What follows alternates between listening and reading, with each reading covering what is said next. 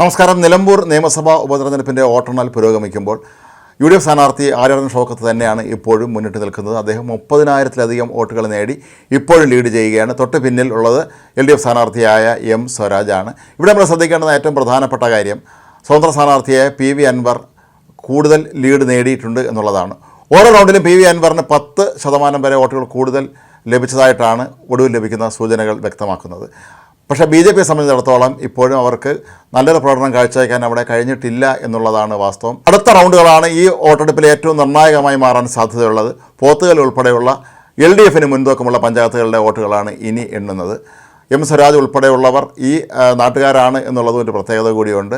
അതുകൊണ്ട് തന്നെ LDFനെ സംബന്ധിച്ചിടത്തോളം ഏറെ നിർണായകമാണ് ഇവിടുത്തെ വോട്ടുകൾ. ഈ പഞ്ചായത്തുകളിലൊക്കെ തന്നെ അവർക്ക് വോട്ടുകൾ കുറഞ്ഞാൽ അത് LDFന് വലിയൊരു നാണക്കേട് കൂടി ഉണ്ടാക്കും എന്നുള്ളത് ഉറപ്പാണ്. മുഖ്യമന്ത്രി ഉൾപ്പെടെയുള്ളവർ ദിവസങ്ങളോളം തമ്പടിച്ചാണ് ഇവിടെ LDF സ്ഥാനാർത്ഥിക്ക് വേണ്ടി പ്രചരണം നടത്തിയിരുന്നത്. എന്നിട്ടും അവർക്ക് മുന്നേറാൻ കഴിഞ്ഞിട്ടില്ല എന്നുള്ളത് വളരെ പ്രധാനപ്പെട്ട ഒരു കാര്യം തന്നെയാണ്.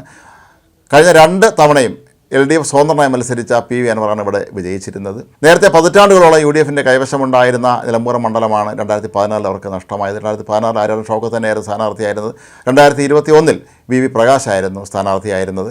ഏതായാലും ഇപ്പോഴത്തെ ഒരു ട്രെൻഡ് അനുസരിച്ച് ആര്യാടൻ ഷൗക്കത്ത് ലീഡ് ചെയ്യുന്നു എന്ന് തന്നെ നമുക്ക് വ്യക്തമായി പറയാൻ കഴിയും. UDF ക്യാമ്പുകളിലൊക്കെ തന്നെ ആഹ്ലാദ പ്രകടനം അവിടെ ആരംഭിച്ചിട്ടുണ്ട്. മുസ്ലിം ലീഗിൻ്റെ സ്വാധീനം ഈ ഒരു വോട്ടെടുപ്പിൽ വളരെ വ്യക്തമായി തന്നെ നമുക്ക് മനസ്സിലാക്കാനും കഴിയും.